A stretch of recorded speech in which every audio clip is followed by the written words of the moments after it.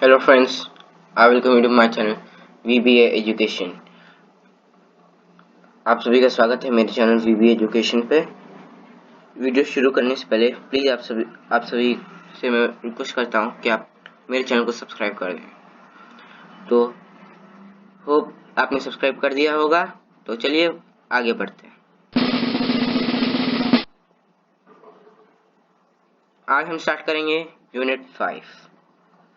Unit 5 में हमें बताया जाएगा मार्केटिंग के बारे में। Unit 5 will tell us about what is called marketing। Marketing से कैसे शॉपकीपर्स को फायदा होता है, मार्केट साइकिल क्या है, ऐसे मार्केटिंग के बारे में हमें बुक बताएगी। लेकिन मैं आपको एक कनेक्ट करके दूंगा हमारे कॉन्स्टिट्यूशन से। तो सबसे पहले इसका टीचर्स नोट पढ़ते हैं। तो ये अब जो दो चैप्टर आएंगे ये फोकस करेंगे on aspects of life and commercial cycles associated with markets. Commercial cycles क्या होते हैं? जो कॉमर्स है आपका, कमर्शियल साइकिल्स बेसिकली आप कह सकते हैं कि हाँ, सामान लेना देना, ये बुक हमें बताएगी। लेकिन हम इसे रिलेट करेंगे हमारे कॉन्स्टिट्यूशन से। While some of these processes may be visible and therefore easily observable, there are also others that are relatively unfamiliar। Chapter 8 जिसका नाम है मार्केट्स अराउंड अस, ये फर्स्ट लेवल के बारे में बताता है। जैसे कि वीकली मार्केट्स, हमारे नेबरहुड में कुछ शॉप्स हैं, शॉपिंग कॉम्प्लेक्सेस। और at another level we explore the incriminate question, how do goods reach these markets? We examine how a chain of markets operates this through the case of a wholesale vegetable market. We usually associate markets with marketplaces, but buying and selling takes place in diverse ways, and chapter discusses how all this fall within a large understanding of markets. Involved in together with understanding each step of manufacture, circulation of shirt, we realize that some people stand to gain in market transaction whereas others do not gain as much or none at all. The opportunities are unequally. Ways do exist such as those of cooperative marketing, which can provide a better returning to producers. However, we need to find many more valuable avenues for equitable distribution। अब ये क्या बात है? इससे आप एक चीज relate कर सकते हो क्या? तो आर्टिकल 41 का डीपीएसपी, राइट टू वर्क जो है वो भी एक फंडामेंटल राइट है, और राइट टू अर्न लाइवलीहुड भी एक फंडामेंटल राइट है। मैं ये सब क्यों कह रहा हूं? बिकॉज अगर राइट टू वर्क कैसे, तो यहाँ जो है वर्क करेंगे तभी हमें लाइवलीहुड मिलेगी, और लाइवलीहुड अर्न करेंगे तो हमारे पास कुछ प्रॉफिट तो होना चाहिए जिससे हमारे पास कुछ लाइवलीहुड रहे। तो वही ये चीज उसी से कनेक्ट हो रही है। तो मैंने इसीलिए आर्टिकल 41 के डीपीएसपी की बात की। अब नेक्स्ट पेज पे चलेंगे। Let's start the chapter. तो हमारा चैप्टर है मार्केट अराउंड अस। हम लोग मार्केट में बहुत सारी चीजें खरीदते हैं, वेजिटेबल, सोप, टूथपेस्ट, मसाला वगैरह वगैरह। If we make a list of goods that we purchase, it would be very long. There are many kinds of markets that we may visit in our everyday needs. इनमें कौन कौन से? तो hawker stalls होते हैं हमारे neighbourhood में, weekly markets, large shopping complex, कभी कभी यहाँ तक कि मॉल भी।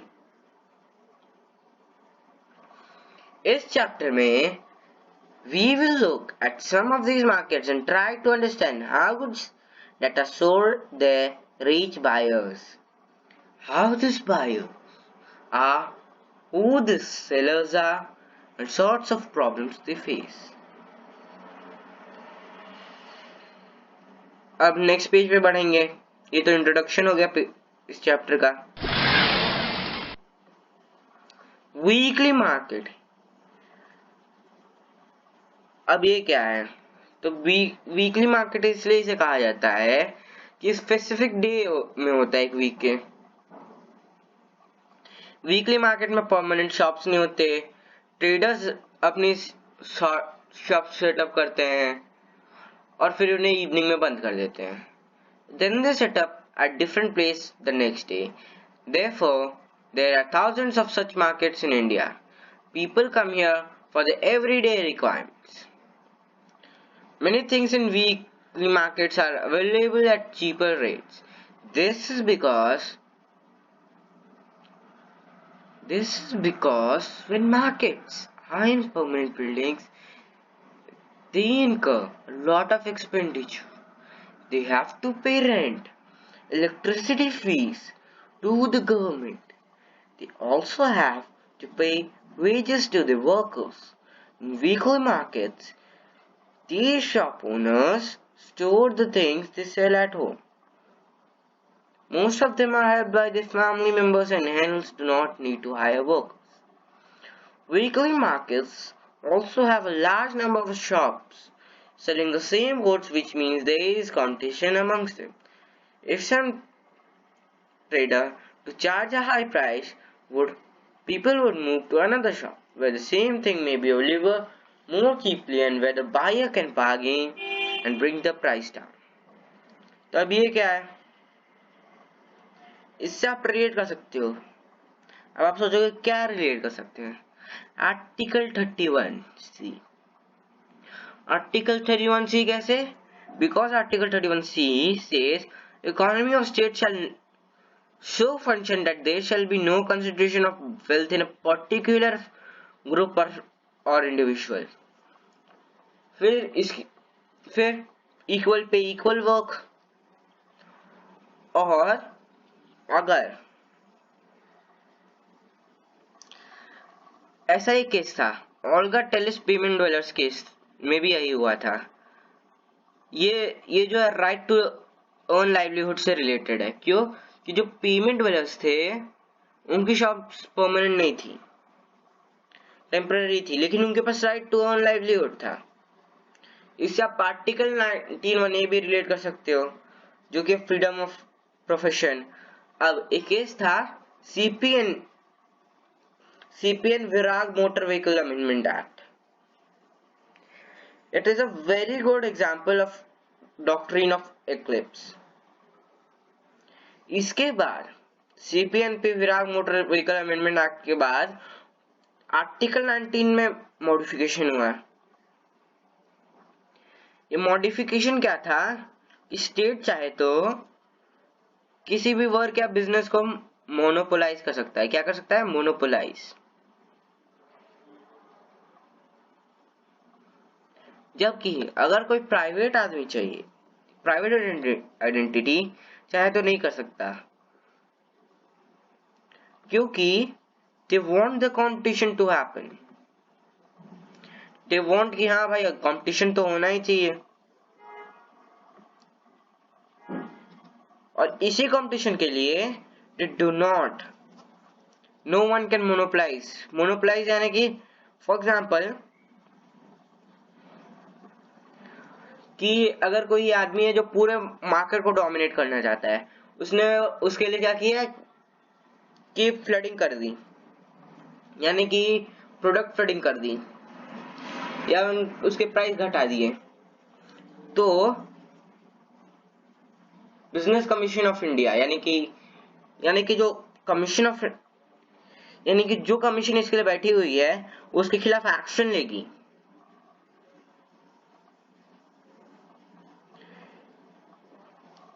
अब उसके खिलाफ एक्शन लेगी कि वो ऐसा नहीं कर सकता. अब नेक्स्ट पेज पे चलते हैं। समीर एक क्लोथ सेलर है। तो यहाँ क्या बताया गया है, समीर एक स्मॉल ट्रेडर है जो वीकली मार्केट में है। ये क्या करता है, क्लोथ बाई करता है बड़े ट्रेडर से टाउन में, और उन्हें 6 डिफरेंट मार्केट्स में एक वीक में बेचता है। ये और कुछ और क्लोथ सेलर ग्रुप में मूव करते हैं और चलने के लिए लोग मिनी वैन हायर करते हैं। His customers are from villages that are near the marketplace. और फेस्टिवल के टाइम जैसे कि दीपावली, पोंगल, इसका बिजनेस बहुत अच्छा खासा चलने लगता है। और नेक्स्ट पेज पे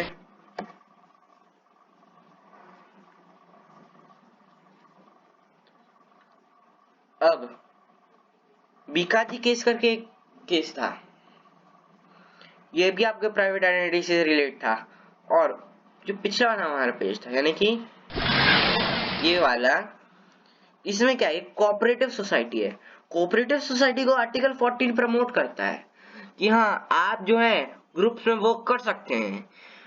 अगर आपसे अकेले नहीं हो रहा तो हाँ, आप लोगों के साथ ग्रुप में काम कर सकते हैं। You can collaborate with people, you can cooperate with them. This is called a cooperative society. Now let's move on to the next story.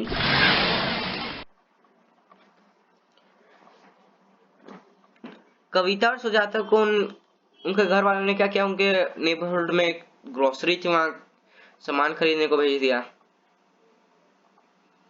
ये शॉप पे लोग रेगुलरली जाते थे, यानी कि यूजुअली जाते थे। आज इस पे बहुत ज्यादा क्राउड था। शॉप ओनर के साथ 2 हेल्पर्स रहते थे और वही 3 लोग मिलकर शॉप को चलाते थे। When they managed to get in the shop, Sujata dictated a list to her. She in turn began asking her helpers to weigh and pack the items. Meanwhile, Kavita looked around. On the top left shelf, there was different brand of detergent cakes. Other shelves had toothpastes, talcum powder, shampoo, hair oil, and other brands. The different brands and different colors looked so attractive on the floor, lay a few sacks. It almost took 20 minutes to weigh and pack all the groceries. Then Sujata showed her notebook. Sujat ने क्या किया, वहां note कर दिया amount 1550 rupees और उसे वापस दे दिया। और वही अमाउंट उसने बड़े वाले रजिस्टर में नोट कर दिया। Then Sujata took the heavy bags out of the shop. Her family will pay for the purchases in first week of next month. अब नेक्स्ट पेज में मूव करते हैं। अब हम देखेंगे कि 2 जगहों पे कैसे डिफरेंस रहती है। एक है ग्रोसरी की स्टोर और एक है मॉल। तो चलिए सेकंड पेज पे चलते हैं। तो ये अंजाल मॉल है। ये 5 फ्लोर का शॉपिंग कॉम्प्लेक्स है। यहाँ सुजाता और कविता लिफ्ट में ऊपर नीचे जाने को एंजॉय कर रही थी, यानी कि लिफ्ट ने यह फैसिलिटी दे दी गई। It seemed as if it was made of glass and they were able to see outside as they went up. It was fascinating to see how so many different kinds of shops such as the ice cream, burger, pizza, other food shops, shops full of home appliances, footwear and leather items as well as bookshops. While wandering about on the 3rd floor, they entered a shop that was selling branded ready-made clothes. Security guard looked at them as if he wanted to stop them, but he did not say anything. They looked at some dresses and looked at the price tag. None of them was less than rupees 2000, almost 5 times the weekly market price. Sujata whispered to Kavita, I'll take you to another shop. I'll take you to another shop which has a good quality ready-made clothes. at a more reasonable price. तो यहाँ क्या है कि यहाँ सबको welcome नहीं रहता, यहाँ वेलकम उसी को रहता है जिसके पास पैसे हो. Not everyone is welcomed. यहाँ जो है 1-to-1 रिलेशन होता है, जबकि वीकली मार्केट्स में ऐसा नहीं हो पाता. So chain of markets. The people in between the producer and the final consumers are traders. Wholesale traders पहले क्या करता है, लार्ज क्वांटिटी में बल्क में इसे खरीद लेता है. फॉर एग्जाम्पल एक वेजिटेबल होलसेल ट्रेडर है, वो फ्यू किलोज नहीं लेगा, but will buy a large lots of 25 to 100 kilos. These will then be sold to another trader. In these markets, buying and selling takes place between traders. It is through this link of trades that goods reach faraway places. The trader who finally sells this to the consumer is the retailer. This could be a trader in a weekly market, a hawker in neighborhood, or a shop in shopping complex. यानी कि company में आपकी चीज 5 रुपए की बनी है, फिर उससे एक आदमी ने खरीदा, और जब तक आपके पास 5 रुपए की चीज आई वो 60 रुपए की हो जाएगी. तो ऐसा ये चलता है. यही सब, इसी सब के कारण. और अगर मान लो आप जाके उसे डायरेक्ट खरीदोगे भी मैन्युफैक्चरर से, तो आपको छोटे से अमाउंट देने में, एक दो किलो में देने में हैप्पी नहीं होगा, because he has bulks of it. अब यहाँ बताया है हर सिटी में उसका होलसेल मार्केट होते हैं. This is where goods first reach and then supplied to other traders. The roadside hawker whom you read about earlier would have purchased a large quantity of plastic items from wholesale trade in town. He in turn might have brought this from another even bigger wholesale trader in the city. अब map में दिल्ली के 4 wholesale markets दिखाए गए हैं. 4 क्या, हमें 3 दिख रहे हैं. एक है दरियागंज, एक है केशापुर, और एक है Okhla. Wholesale trader would have brought a large quantity of plastic items from the factory and stored them in a godown. In this way, a chain of markets is set up. When we purchase, we might not be aware of chain of markets through which this goods travel before they reach us. अब next page पे चलेंगे. आफ्ताब एक wholesaler है city में. इनका काम जो है, ये क्या करता है, बल्क में खरीदता है चीजें. इसका काम सुबह 2 बजे स्टार्ट हो जाता है, जब वेजिटेबल मार्केट को रीच करती है. This is the time when the vegetable market or mandi starts buzzing with activities. The vegetable comes in truck, matadors, tractors, trolleys from farms both near and far. Soon, the process of auctions began. Aftab participated in this auction and decided that he will buy. Today, for example, he bought 5 quintals of cauliflower, 10 quintals of onion. He has a shop and market where he stores the vegetable that he has bought. From here he sells to hawkers, the shopkeepers who start coming to the market around 6 in the morning. They have to organize their purchase so that they can start the shop for the day around 10 in the morning. अब क्या हो गया है, there's a new kid in the block, और इस new kid का नाम है इंटरनेट. इंटरनेट में क्या है कि अब तो 1-to-1 रिलेशन बन गया है, क्योंकि इसमें मेगा सेल्स वगैरह बहुत चीजें आने लगी हैं, और यहाँ फ्री शिपिंग भी होती है. If you can see the photograph clearly, थोड़ा बहुत देख पा रहे हो तो ये फ्री शिपिंग है. So people in urban areas can enter markets without stepping out of their homes via internet. they use the credit cards to make online purchases. अभी जो न्यू किडन ब्लॉक है, इससे आपको सबको सावधान करना पड़ेगा. किसे किसे वीकली मार्केट मॉल्स वगैरह को सावधान करना पड़ेगा, because this new kid in the block has more functions than them and is more used by people than them. Market inequality. इस चैप्टर में हमने देखा कि शॉप ओनर्स वीकली मार्केट्स में और शॉपिंग कॉम्प्लेक्स में एक दूसरे से बहुत डिफरेंट है.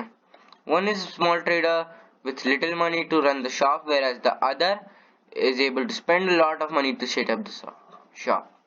They also earn unequal amounts. The weekly markets trader earns little compared to the profit of regular shop owner in shopping complex. Similarly, the buyers are differently placed. There are many who are not able to afford the cheapest of goods, while others are busy shopping in goods.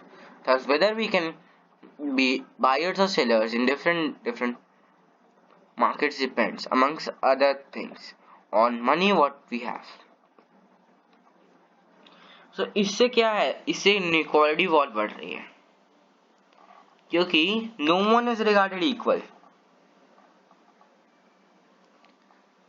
No one has the equal opportunity. और यहाँ ही हमारा article 41 आ जाता है काम में, जो कि मैंने आपको पहले ही बता चुका है. Article 41 of DPSP. और वो क्या है, तो that is right to work, right to livelihood and all.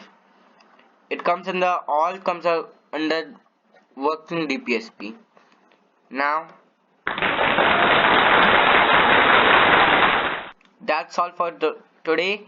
Thanks for watching. I hope you like the session. अगर आपको सही में हमारा सेशन आज का पसंद आया, वैसे मैं जानता हूँ आप सबको पसंद आया होगा. अगर आपको पसंद आया तो प्लीज हमारी इस वीडियो को लाइक करें, हमारे चैनल को सब्सक्राइब करें, इस वीडियो को ज्यादा से ज्यादा शेयर करें. मैं आपको मिलता अगली वीडियो में. Till then, bye bye.